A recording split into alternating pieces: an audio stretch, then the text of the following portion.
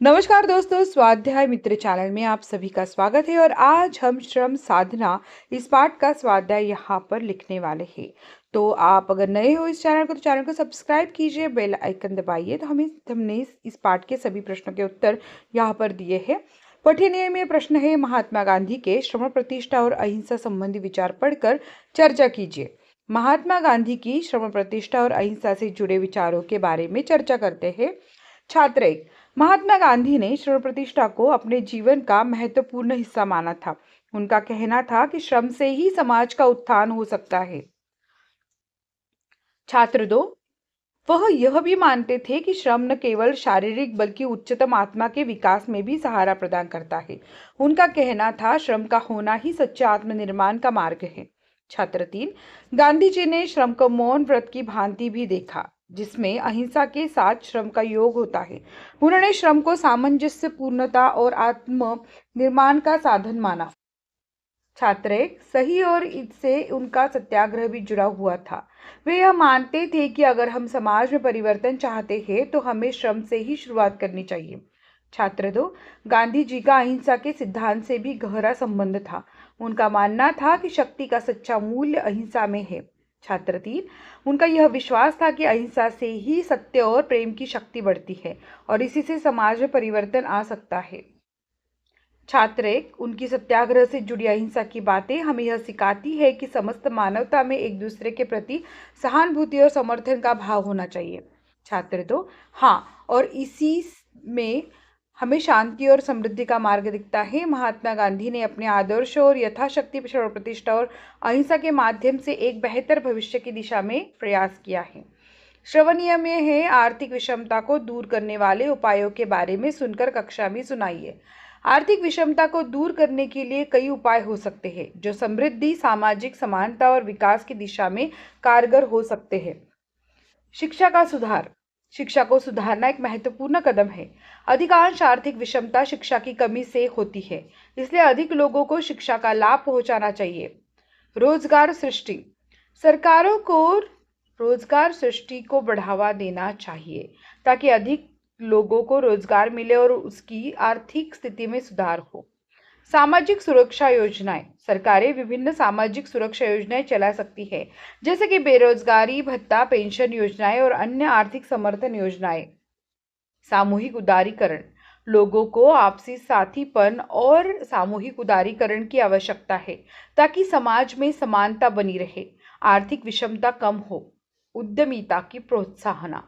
उद्यमिता को बढ़ावा देने के लिए सरकारें और समाज को उद्यमिता को प्रोत्साहित करना चाहिए ताकि लोग नए विचारों और उद्यमों के माध्यम से आर्थिक सफलता प्राप्त कर सके। सुधारित कृषि योजनाएं। अधिकांश लोग आर्थिक रूप से गरीब होते हैं जो कृषि से जुड़े होते हैं। सुधारित कृषि योजनाएं और किसानों के लिए सहारा प्रदान करने से उनकी आर्थिक स्थिति में सुधार हो सकता है। वित्तीय जागरूकता। लोगों को वित्तीय जागरूकता बढ़ाने के लिए प्रशिक्षण और समर्पित संस्थाएं चाहिए ताकि वे अपनी आर्थिक स्थिति को बेहतर तरीके से समझ सके और सही निर्णय ले सके। कौशल विकास।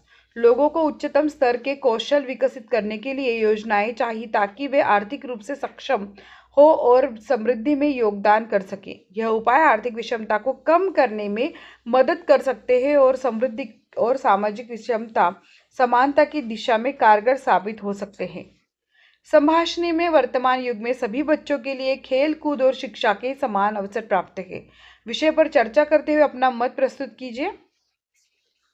वर्तमान युग में सभी बच्चों के लिए खेल कूद और शिक्षा में समान अवसर प्राप्त है, इस विषय पर मेरा मत।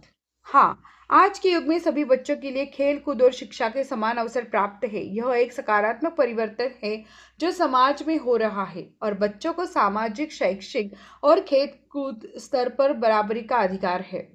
पहले के युग में जब शिक्षा के क्षेत्र में असमानता थी, वहाँ कुछ विशेष वर्ग के लोग ही शिक्षित हो सकते थे, लेकिन आजकल बच्चों को विद्या प्राप्त करने का अधिकार है, चाहे वे किसी भी समाज वर्ग से हो। सरकारें और सामाजिक संगठनों ने शिक्षा को सार्वजनिक और समर्थन के लिए उपलब्ध कराने के लिए कई कदम उठाए हैं।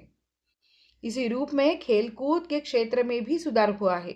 पहले खेलकूद विशेष रूप से उन लोगों के लिए था जो इससे पूरी तरह से रुचि रखते थे, यह जो शारीरिक रूप से साक्षर थे, लेकिन अब खेल कूद को समाज में समर्थन और प्रोत्साहन मिल रहा है ताकि हर किसी को इसमें भाग लेने का अवसर मिले।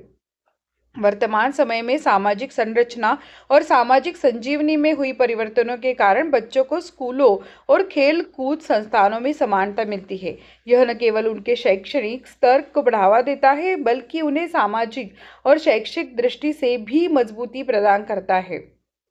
इस प्रकार वर्तमान युग में बच्चों के लिए शिक्षा और खेल कूद समान अवसर है, जो समृद्धि और समाज में उनकी सकारात्मक भूमिका को बढ़ावा देता है। लेखनीय में है मेवे फलते श्रम की डाल विषय पर अपनी लिखित अभिव्यक्ति दीजिए। मेवे फलते श्रम की डाल, यह कहावत हमें एक महत्वपूर्ण सीख देती है कि कठिनाइयों और मेहनत के माध्यम से ही हमें अपने लक्ष्यों को प्राप्त कर सकते हैं। यह कहावत हमें बताती है कि सफलता के लिए हमें प्रयासशील और मेहनत का सही संबंध बनाने रखना चाहिए। श्रम और मेहनत का महत्व समझने के लिए हमें अपने पूर्वजों की कड़ी मेहनत और समर्पण को देखना चाहिए। इतिहास ने हमें बताया है कि लोग जो अपने लक्ष्यों को हासिल करने के लिए कड़ी मेहनत करते हैं, वे ही सफल होते हैं। मेहनत का अर्थ यह नहीं है कि हमें हमेशा ही शारीरिक परेशानी और कठिनाइयों का सामना करना पड़े, बल्कि इसका अर्थ है कि हमें अपने लक्ष्य के प्राप्ति के लिए संघर्ष करना पड़ता है। यही सफलता का मूल मंत्र है। मेवे फलते श्रम की डाल कहावत हमें यह भी सिखाती है कि हमें अगर कोई लक्ष्य प्राप्त करना चाहता है तो हमें उसके लिए मेहनत करनी पड़ेगी, चाहे रास्ता कितना भी कठिन हो।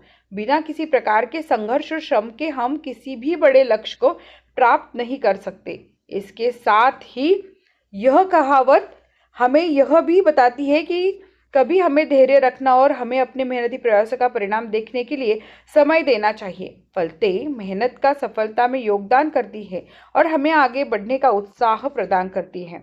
इस प्रकार मेवे फलते श्रम की डाल हमें सिखाती है कि सफलता के लिए हमें मेहनत, संघर्ष और सही दिशा की आवश्यकता है, और यह सीख हमें अपने जीवन में सही मार्ग दिखाती है।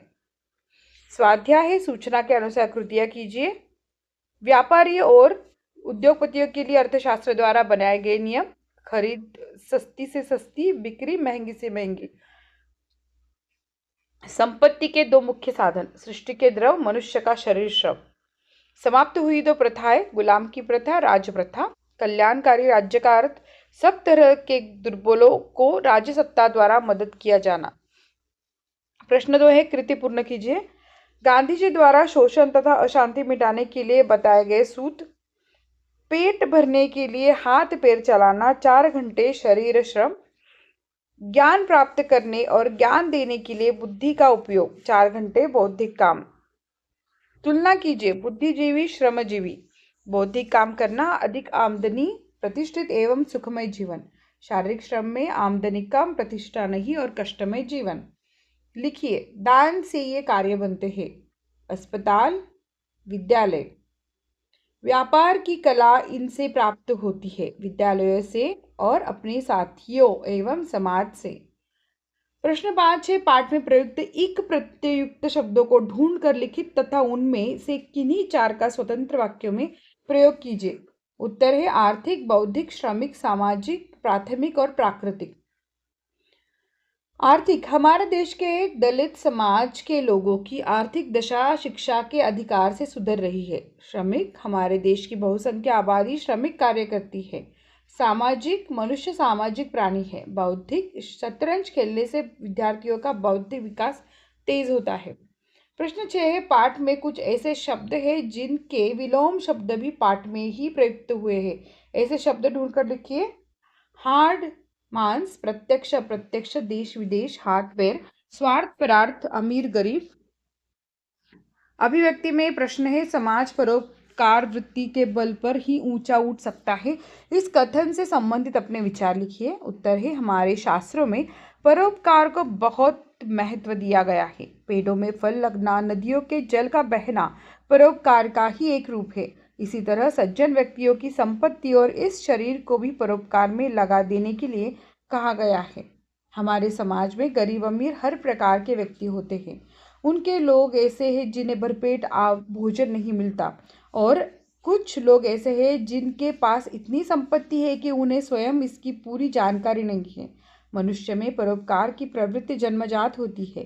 प्यासे को पानी पिलाना और किसी भूखे को खाना खिला देना कौन नहीं चाहता। यही परोपकार भावना है। हमारे देश में अनेक अस्पताल, अनेक शिक्षा संस्थाएं परोपकार करने वाले लोगों के धन से ही चली है।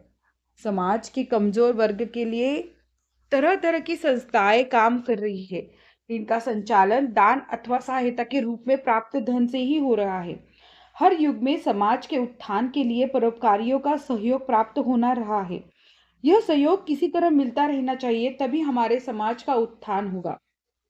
प्रश्न 1, निम्न वाक्यों में अधोरेखांकित शब्द समूह के लिए कोष्टक में दिए गए मुहावरों में से उचित मुहावरों का चयन कर वाक्य फिर से लिखें। करामत अली होले से लक्ष्मी से स्नेह करने लगा।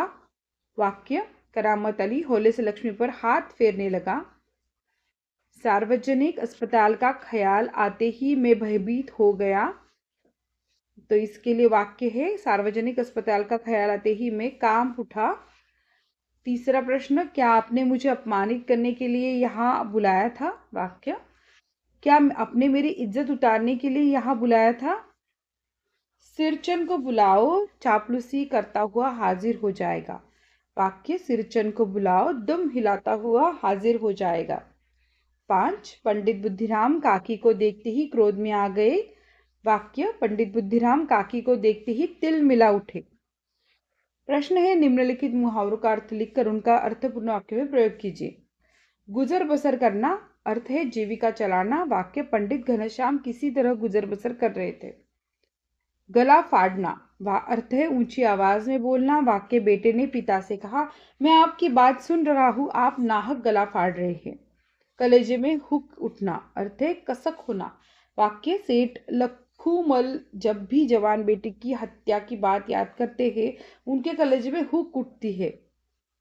सीना तान कर खड़े रहना अर्थ है दृढ़ता पूर्वक अड़े रहना। वाक्य, वह समाज सेवक निर्दोष लोगों की सहायता के लिए सीना तान कर खड़ा रहता है। टांग अड़ाना अर्थ है कार्य में बाधा डालना। वाक्य, किसी के बनते हुए काम में टांग अड़ाना अच्छी बात नहीं है। जेब ढीली होना अर्थ है काफी खर्च होना। वाक्य, मरीज की बीमारी तो ठीक हो गई, पर अस्पताल का बिल भरने में जेब ढीली हो गई। निजात पाना अर्थ है मुक्त होना। वाक्य, आखिरकार लंबे अरसे बाद सेठ जी लेन देन के मुकदमे से निजात पा गए। फूट फूट कर रोना अर्थ है बिलखते हुए रोना। वाक्य है, बेटे के गायब हो जाने पर माँ फूट फूट कर रोई थी। मन तरंगित होना इसका अर्थ है मौज में आना। वाक्य, बेटे की अच्छी वेतन वाली नौकरी लग जाने की बात सुनकर पिता का मन तरंगित हो गया। मुंह लटकाना अर्थ है चिंता दुख से सिर नीचा कर लेना। वाक्य, पिता जब निकम्मे बेटे को फटकारता है तो वह मुंह लटकाकर सुनता रहता है। पाठ्यपुस्तक में आए मुहावरों को अपने वाक्य में प्रयोग कीजिए। विवेक जागृत होना, उचित शिक्षा से मनुष्य का विवेक जागृत होता है। कृतज्ञ रहना, हमें माता पिता और अपने शिक्षकों के प्रति कृतज्ञ रहना चाहिए। पराधीन रहना, कोई भी व्यक्ति पराधीन रहना नहीं चाहेगा। हीन दर्जा से देखना, ये अमीर लोग गरीब लोगों को हीन दर्जा से देखते हैं। कर्तव्य परायण होना, कर्तव्य परायण होने से ही आप जिंदगी में सफल हो सकते हैं। श्रद्धा रखना, उसने अपने कार्यों में श्रद्धा बनाए रखी और सफलता की दिशा में प्रतिबद्ध रही। निम्न शब्दों के आधार पर कहानी लेखन कीजिए। मिट्टी, चांद, खरगोश, कागज। उत्तर है, एक छोटा सा गांव था। गांव के लोग खेती बाड़ी से अपना गुजारा करते थे। लोगों के पास छोटे छोटे खेत थे। वे अपने खेतों में साल में 2 फसलें उगाते थे। खेतों में उत्पन्न अनाज से साल भर बड़ी मुश्किल से उनका काम चलता था। इस गांव के लोगों में आपस में बहुत प्रेम भाव था। गांव में कुछ लोग ऐसे थे जिनके पास खेत भी नहीं थे। उनका जीवन बहुत कष्टमय था। इन्हीं में से एक था आत्माराम। आत्माराम गांव के किसानों के खेत में काम करने कुछ कमा लिया करता था। एक दिन गांव में एक साधु महाराज आए। आत्माराम ने साधु के सामने अपनी समस्या रखते हुए कहा, महाराज, कुछ ऐसा उपाय बताइए जिसमें मैं 4 पैसे कमाकर अपना और अपने परिवार का पेट पाल सकूं। साधु महाराज ने कहा, ले यह मिट्टी तेरे लिए सोना बनेगी। आत्माराम बोला, मैं समझा नहीं महाराज, ऐसी मिट्टी तो गांव में बहुत है, क्या करूं इसका। साधु ने कहा, मिट्टी खोद, उससे खिलौने बना और बाजार में बेच, तेरा भला होगा। आत्माराम ने साधु को धन्यवाद दिया। वह मिट्टी से खरगोश, चूहा, तोता, गुड़िया, गुड्डा बनाता था और बाजार में बेच आता। इससे उसे अच्छी आय होने लगी। जब उसकी जिंदगी आराम से चलने लगी, एक दिन बाजार में एक लड़के ने उससे चांद के खिलौनों की मांग की। यह खिलौना तो उसने कभी बनाया ही नहीं था। बात आई गई हो, एक दिन आत्माराम ने चांद की शक्ल का पतंग आकाश में उड़ते हुए देखा। फिर क्या था, तब आत्माराम ने मिट्टी के खिलौने बनाने बंद कर दिए और कागज के पतंग, खरगोश, तोते, बिल्ली, गुड़िया, गुड्डा आदि बनाने लगा। अब उसके खिलौनों का वजन हल्का हो गया और उसकी कमाई भारी हो गई। धन्यवाद दोस्तों, हमने सभी प्रश्नों के उत्तर इस वीडियो के आधार पर दिए हैं। अगर आपको अच्छा लगता है वीडियो तो चैनल को लाइक कीजिए, सब्सक्राइब कीजिए और अपने ज़्यादा से ज़्यादा दोस्तों को ये वीडियो शेयर कीजिए। धन्यवाद। मेरा नाम है सपना।